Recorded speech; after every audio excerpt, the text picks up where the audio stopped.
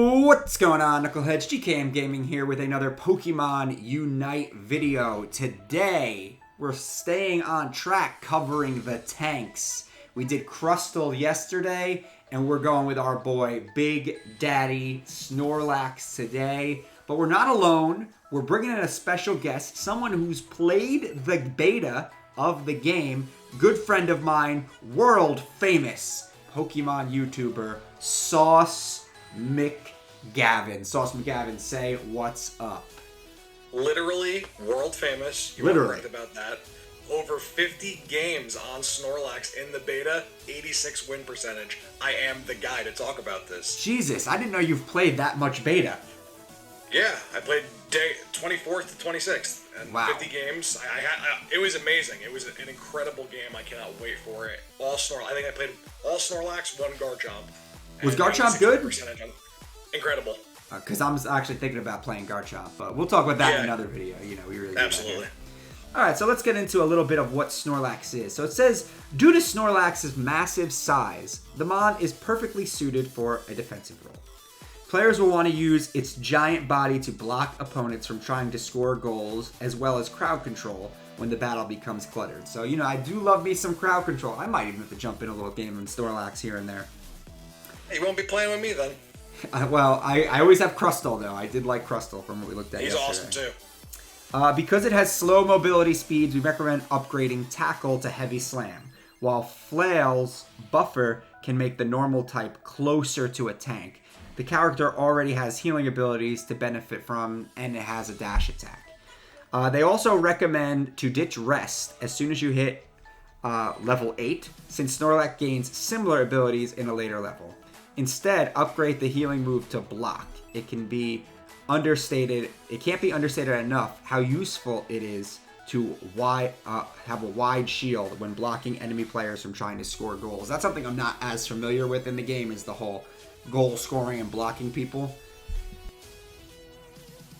Win the entire game. Yeah, there's no... You don't destroy a Nexus, there's no towers, you gotta just score points. Correct. And then finally, Snorlax's Unite move at level 9 puts the Mon to sleep, which quickly heals its HP. And unlike Rest, you can actually still attack by rolling on top of players near your location. Trainers can also use the Defender's Shield to protect teammates who are taking the legendary Pokemon or the boss battle on the map. So the legendary Pokemon is kind of like Baron Nashor, I'm assuming? Yeah, Zapdos is the Baron. Zapdos is the Baron. Legends, yeah, I'm going to do a video covering all the bosses and stuff. Don't you knuckleheads worry about that. But Snorlax looks really cool. I like how his ultimate, or his Unite move, I'm going to just call him an ultimate because that's what it really is. It kind of is like having sleep talk. Like he rests, but he can also just roll around and flop on top of people. So that sounds pretty cool. Yeah, I mean, you could use his, like, while you're sleeping. First of all, the health regeneration on that move is, like, insane. It's like, you can go from, like, 5% health to 100 in probably, like, 2 seconds. Oh, my God. And while that's happening, you still can use all of your moves while you're sleeping. Your regular moves, too? Yeah. So you don't just roll around on top of people, you can just do anything. Well, you'll toss and turn, but like if you had the shield up, you'd be able to like combo that. Wow, that's sick. Yeah. Alright, so let's get into Snorlax's move. Obviously, he starts with the same basic everyone else starts with, right? He can use its claws to swipe at the enemies. On its third strike, it becomes boosted. That's the generic basic. And level 6, you're going to upgrade this to Tackle. Snorlax charges opponents and slams into them with its belly. Enemies caught up in its AoE will become slowed down for a limited time. How's that work in practice? Sick move or not? So actually, you get Tackle at level 1, so you actually start off with that move. Oh, because it's saying level 6 when I'm looking here. Well, level 6 is an upgrade to Tackle, and that's Heavy Slam. Oh, okay, level 6 it upgrades. Yeah, so like it's a dash, right? Oh, so okay. When you start off at level 1, he's like pure support. Like he is just protecting whatever Pokemon comes into lane with you. So he'll dash forward, and if you belly bump a Pokemon of the opposite team, it actually gives them a pretty monstrous slow effect for like a second. Good. Yeah, so it's a good it's a good engager, and it is also a good disengager if your teammate's trying to escape. So the basic, everyone starts with a basic attack and special one, basically. Yes. Okay. And then you get your second ability rather quickly. Okay. So that was something I didn't know. I didn't realize that. Yeah. Right. So like you'll start off the game, right? They let you pick one ability between your level 1s. So you will get the other level 1 rather quickly. I think at level 2 or 3. Okay. But you start off with one ability in the beginning of the game, and then everyone gets a basic attack. Some are ranged, some are close range, like Snorlax would be like swiping. Pikachu would be a ranged, like sending little sparks out. Like Pikachu's like an ADC, yeah. Like she does, or he does, I guess, in Super Smash Brothers with that little special attack. So you recommend Tackle, obviously, as the first go round. Oh, definitely, because if you're playing with random people, there is like little to no communication, right? So if they get themselves in a sticky situation, Tackle is an incredible disengager. Like Snorlax's Tackle in the beginning of the game basically can end the fight. Like it's just like you bump in and it's like, okay, fight's over, and your guy just leaves because the slow is so great. Yeah, I like that. All right, let's take a look at what Tackle can upgrade to at level 6, I guess. So 6 is when you could pick one of these two. Correct. All right, so we have Heavy Slam, which they said in the description they recommended. Using its heavy body, the normal type slams itself down on top of the enemies. The AoE damage also sends characters flying, so a little Malphite action there with the knockup. Yeah. Does it send them flying up or back? No, it sends them flying up, and it does a substantial amount more damage than Tackle does. So it's like basically pair Snorlax with Yasuo, and you have to keep in mind that this is a game that has very little crowd control. And at level 6, you're choosing Heavy Slam or Flail.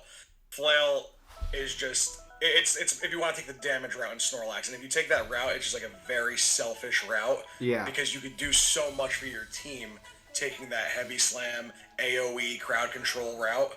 You do so much more for your team than just making Snorlax like an attacker. Yeah, it says Flail just increases the basic attack and damage the lower your HP is. You will do like you'll flail your arms forward and move forward, right? And then based off of your missing HP, you'll do more damage, but you get so much more out of the Heavy Slam for a team fight situation than you would for a Flail. He's not even an attacker. It's not like Crustle where you can kind of pair it with a Shell Smash. It's just... So Heavy Slam really seems like the way to go. And it's funny you said there's not a lot of crowd control because the two characters we've covered, the tanks, have tons of crowd control. It ends here. It really? Video. Yeah, it's not... Like, you got, like, Slowbro and, like, Wigglytuff have, like, some things, but the two guys that you're covering first are definitely the big crowd controllers between everyone in this game. Well, I do love me some crowd control. So obviously Heavy Slam is the way to go. That's where you want to be building your special one. I took Flail maybe once or twice just to test it, and it is still just a huge difference if you go the Heavy Slam route. Yeah, I mean, just reading it, I would say go Heavy Slam. You know, you're playing a tank. You want to defend the goal, obviously, but you also want to support your allies. You're not going to... Tanks should not be trying to do damage, right? Their damage comes from the fact that they can stay in battle for a really long time. Yeah, if you're playing Snorlax, unless you have, like... You can get off to a really good start and just dominate because they won't be able to keep up with, you know, his endurance, and he does damage, and if you get ahead... Like, if you're behind, you can still fall back on your endurance, but if you get ahead, his damage actually scales very well if you're, like, dominating a team, so he is a big snowballer. Okay, so if we're dominating, we're just... You know, kicking their booties. Do you take Flail or you still go with Heavy Slam? I Heavy Slam because you can actually Heavy Slam. Like, the radius of it, by technicality, you could probably fit their entire team in that knockup. That's so okay. For instance, you played a good amount of League of Legends. Tons. You know Malphite and his ultimate where he just kind of like jumps in and like huge knockup. It's that. Yeah, that's what it sounds like. But it's not even an ultimate, so that's what It's not an ultimate. Yeah. That's it's like a 7-second cooldown. Same with Crustal's Rock Tomb. It's like, how is this not an ultimate? This is such a busted ability. Well, there's a lot, like, you'll learn it as you're, like, covering the other Pokemon. There's a lot of ways out of situations. Okay. Like there's a lot of like untargetable moves that you'll see when you cover the other Pokemon. So there's ways out of it. So like there is a good balance to the game. But if you have everyone like on the same page and doing like combos between each other, it's very hard to lose. All right. So let's move on to Special 2 here. So Special 2, you can start off with Rest. Snorlax falls asleep on the spot, healing the user's health. Opponents are blocked from moving past where he lays. How good is the health regen on this? You said the ultimate was ridiculous. How good is it on Rest? It's okay. It's really like, so you will have this available to you in the early level with Tackle, right? So you can combo this. So it's like you could use it for sustainability. Like you could take a little damage, go back to your goal, get the shield, rest, get that back up, get your health back up. But if you tackle, right, and move a little bit ahead of the enemy, like towards their goal, and you just drop, not using it as a sustainability move, it actually roots the enemies. So they can't move? They can't move, yeah. Oh my goodness. It roots the enemies, yeah. So I do like that he becomes like this impassable thing, just like in that's Pokemon. What he is. That's what he is. Like, show, game, like he's always that guy that is the roadblock, and they do that in this game as well. Yeah, very, very well done. And from there, we have two options. We have Block. So opening its wide arms, Snorlax creates a shield. The wall prevents enemies from passing through it and bounces them back. And then we have Yawn, a spray of mist that puts enemies to sleep. Yawn is a great move, and sleep is another great crowd control thing. You could probably really, mess someone up if you put them to sleep. I'm assuming they wake up instantly upon being attacked, though. As soon as they get touched, they're yeah. So up. It's more of like a quick stun. Yeah, it's a stun. Leona, you hit them with the Q, like you just stop them in their tracks and then they move. It's kind of like that situation. Which one do you usually take, Block or Yawn? I would highly, if anybody watching this video wants to play Snorlax, because there's so many, like, the way everyone plays this game based on what I've seen in the beta, like, no one wants to play the supports or the tanks. They want to do as much damage as possible. Insane. But if you're looking for to be that support guy or that tank or that defender, the all guts no glory role, you have, like, Block is insanely broken. Okay. You could use it offensively and defensively. Yawn, it's a very short radius of to hit someone. It's very short. Like you have to be like up on them, and it doesn't do enough. Make it to be where you need to pick Yawn over Block. There's no situation where you should pick Yawn over Block. Block, you could literally win games with it. Like, it is a game changer. Say you have 5 people of the enemy team in your goal, and the other 4 members are on the opposite side of the field. Your teammates are on the opposite side of the field trying to score. You could actually successfully defend your goal against 5 players with Block by yourself. That reminds me of that Naruto Shinobi Strikers game I used to play with the defender types. That you could take it was something called like an 8 trigrams thing where you could do a spinning rotation and knock people back. You could basically defend a flag pretty much by yourself with a good defender. So that kind of reminds me of that. And the thing is, so when they get touched by this shield, because what it does is you kind of like go into like this sumo stance, and a giant blue force field covers Snorlax, right? And every time you touch an opponent with it, they actually do get like a little like they can't move. Like, if they get touched with it, they get knocked back, and they can't move for, like, maybe, like, a half a second, which in these games is a long time.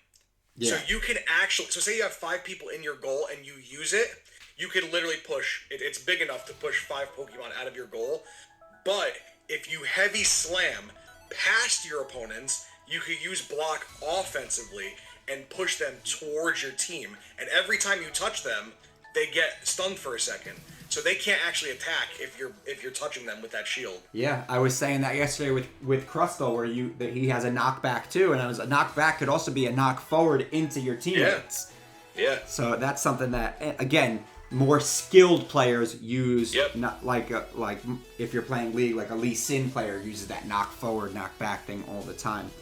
It's funny you said all guts, no glory, because I was playing with my buddy Nooch and his son League the other day, and his son is very good at the game. He plays the Nasus top, but he's new to the game. And we finished the match. I had like 18 assists, 1 kill though. He's like, "Ah, man, you had a bad game." I'm like, actually, like when you're support, you don't want to get a lot of kills. So supports and tanks, you're not really racking up kills. You're more racking up assists. And I don't know what stats are going to look like in this game. But that's why you categorize. You don't categorize it in a MOBA as a kill death ratio. It's always a kill death assist, a KDA. Yeah. Because it's so unfair to a support who you don't want to get the kill. You want the damage doers to get the kill. So it's a KDA. Yeah. So you combine that assist and kill. So if you're 1, 2, and 18, you're 19 and 2 basically. You had a good game. And again, in these games, I feel like it's all about not dying is the main thing. Yeah. And probably 70-something% of the wins that I had on Snorlax, I didn't die. Yeah. I didn't die. I didn't even back. I played the entire game on the field. That's nuts that there's a character that is capable of doing that. I think that says more about the character than even your skill. Yeah. All right, so let's talk about his ultimate, his Unite move. We talked about it a little bit before. Snorlax falls asleep with its snores, dealing AoE damage to the opposing team. While being healed, users can roll over and attack enemies. So basically, you can't even attack him without getting damaged. Yeah, okay, so say you have Snorlax on 4 points, right? You have him head, legs, left arm, right? 4 points in which he can roll, because you can roll top, down, left, right. So if majority of the enemies on the right side of him, right, and you're getting messed up as Snorlax, because you're in the thick of it every time, so you're getting rocked by all these skill shots, all these AoEs, basic attacks, you're getting rocked by everything. So you want to get all your health back. When you use the ultimate, it's like an initial knock-up, right? Like you're slamming down, it's rapid health regeneration. But then you could roll over. So if you roll over to the right, all those guys get knocked up. Oh my god. Yeah. Well, I mean, it is an ultimate, so. Yeah, and there's a lot of really good ultimates in this game. And for what he does, it's perfect for him. Because that's what, like, they make moves in the game specifically for him, like Snore or Sleep Talk. Like, they did this so well, especially for Snorlax, making him that block in the road, that unmovable object. Yeah, like, they did him perfect. The two characters I've really dived into, Crustle and Snorlax, look accurate to how they play in Pokemon. Now, there's no type of type advantage in this game, right? There's not. Okay. I don't think that there should be. I think that makes it a little more complicated than it needs to be. It would be hard for them to make the game balanced because there is a select few Pokemon in the game. Like, it just wouldn't work out. There's only so many, there's only, I think, 19 Pokemon in the starting roster.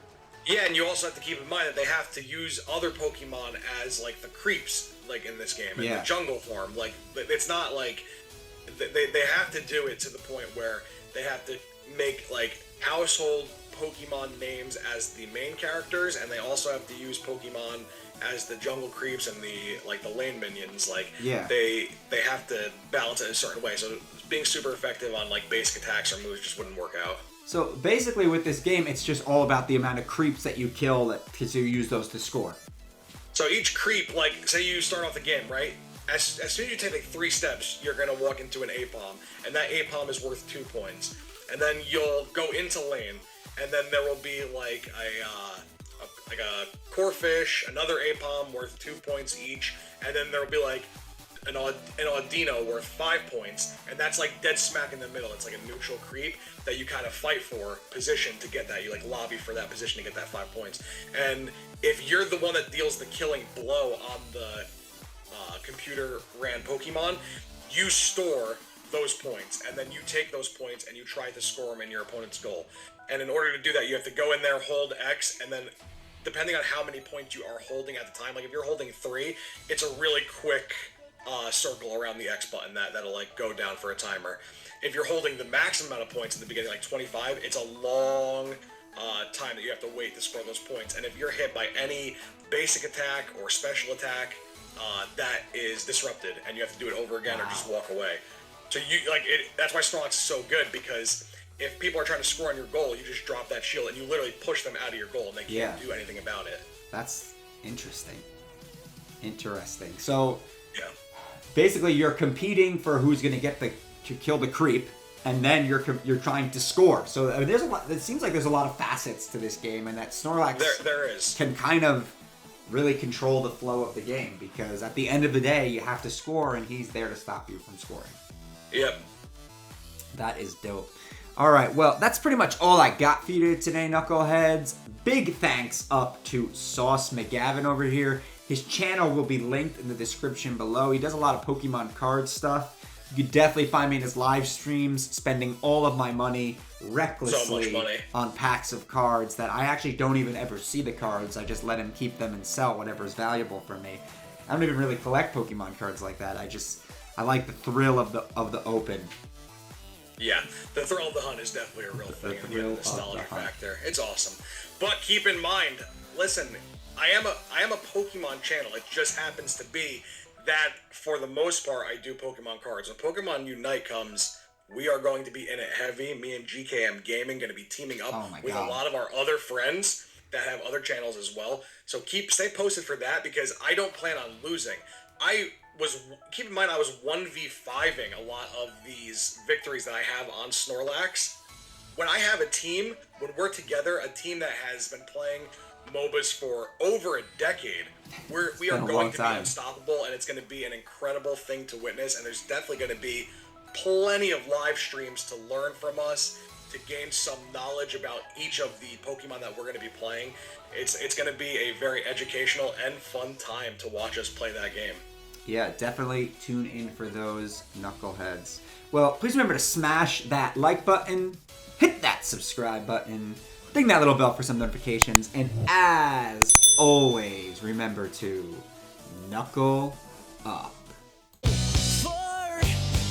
I'm telling you we got this far, 'cause the will of fire